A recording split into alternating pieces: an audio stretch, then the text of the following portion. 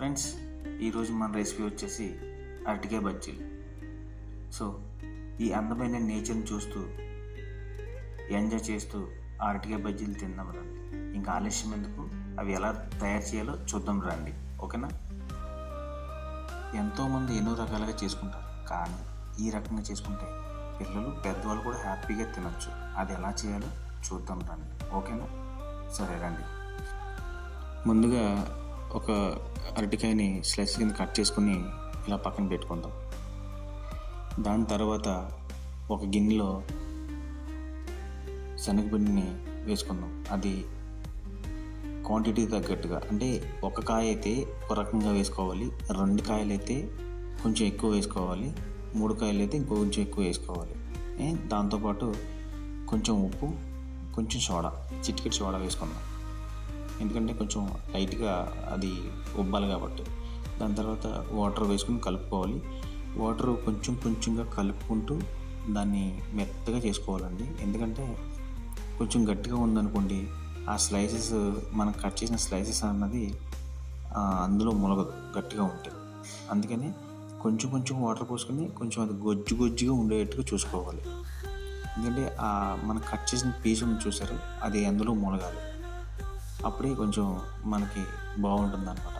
Okay, అయితే దాని తర్వాత ఇలా ఏ రకంగా చూపిస్తున్నామో దాన్ని మనం ఆ రకంగా పిండిని అంతా, అంటే కొంచెం కొంచెం ఒక చోట పిండిగా ఉండిపోతుంది. అలా ఉండిపోకుండా మొత్తం అంతా కలుపుకోవాలి.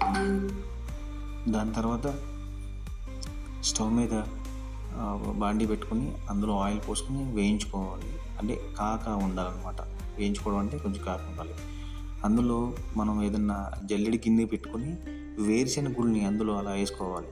ఎందుకంటే మామూలుగా అందులో ఆయిల్లో వేసేస్తే ఎలా ఉంటుందంటే కొన్ని దొరికితే కొన్ని దొరకవు, ఏది గడ్డికి. అందుకని ఇలా అనుకోండి, మాడవు. ఎక్కువసేపు మనం అలా ఉంచుకోవచ్చు, మాడవు అనమాట. దాని తర్వాత వాటిని పక్కన పెట్టుకుని జొన్న చిప్స్ దొరుకుతాయండి బయట. ఆ జొన్న చిప్స్ తెచ్చుకొని మనం ఇలా ఈ రకంగా వేసుకోవాలి. అవి కూడా కొంచెం కొంచెంగా వేసుకొని మనం పక్కన పెట్టుకోవాలి. ఓకేనా? చూసుకోండి ఫ్రెండ్స్, అంటే అది ఎక్కువ ఏగకూడదు. జొన్న చిప్స్ మరీ మాడిపోయేటట్టుగా ఉంటాయి. మనం గుళ్ళు అయితే ఏ రకంగా ఉన్నాయో ఆ రకం పెట్టుకోవాలి. ఇప్పుడు ఒక్కొక్క ముక్కని తీసుకొని మనం ఆ స్లైసెస్ ముక్కని తీసుకొని పిండిలో ముంచుకొని ఆయిల్లో వేసుకుందాం ఫ్రెండ్స్. అంటే విషయం ఏంటంటే మాడకుండా చూసుకోవాలి. చాలామంది శనగపిండిని స్కిప్ చేస్తూ ఉంటారు, ఎందుకంటే తిన్నకా నుండి గ్యాస్ నొప్పులు వస్తూ ఉంటాయని. కానీ అది కొంచెం తక్కువ తీసుకుంటే బాగుంటుందండి. ఏదైనా తక్కువ తీసుకుంటే చాలా బాగుంటుంది, అలానే ఎక్కువ తీసుకోకూడదు. నిజంగా ఈ రోజుని బట్టి చూసుకుంటే అందరికీ గ్యాస్ ట్రబుల్స్ ఎక్కువగా ఉన్నాయి. అందుకనే ఈ శనగపిండి అనేది చాలామంది తగ్గిస్తున్నారు. విషయం ఏంటంటే చెప్తున్నాను కదండి, ఏదైనా మితంగా తీసుకోవాలి. చూడండి, ఈ రకంగా మనం వేయించుకున్నాం వాటిని. ఇలా వేయించుకున్న వాటిని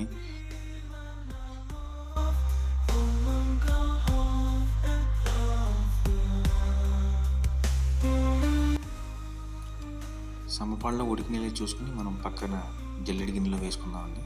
అన్నీ చూసారా కదా, చక్కగా ఉడికిపోయినాయి.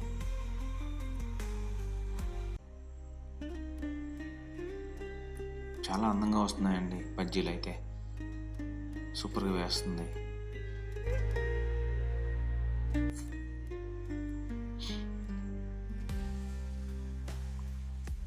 ఎందుకనంటే ఈరోజు కొంచెం స్నాక్స్ ఏదైనా చేసి పెట్టవా అని అడిగాను.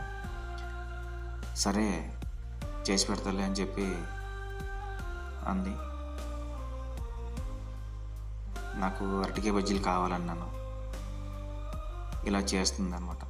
చాలా చాలా బాగా చేస్తుందండి ప్రతిదీ.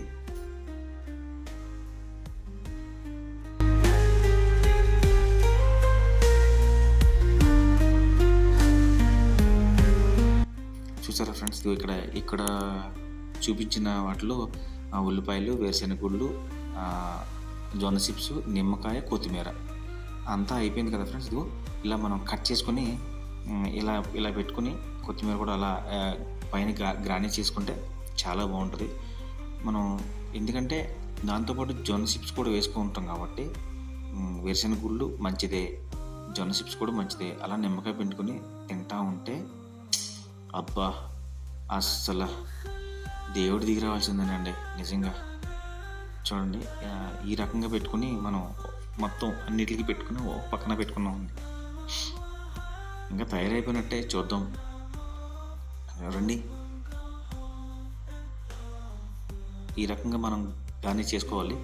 చక్కగా అందంగా డెకరేట్ చేసుకున్నాం అనుకోండి, చాలా చాలా బాగుంటుంది నిజంగా. ఈ రకంగా 1, 2 తింటే కడుపు నిండిపోద్దండి నిజంగా. ఎందుకంటే బయట ఫుడ్ అనేది చాలామంది అవాయిడ్ చేయాలి.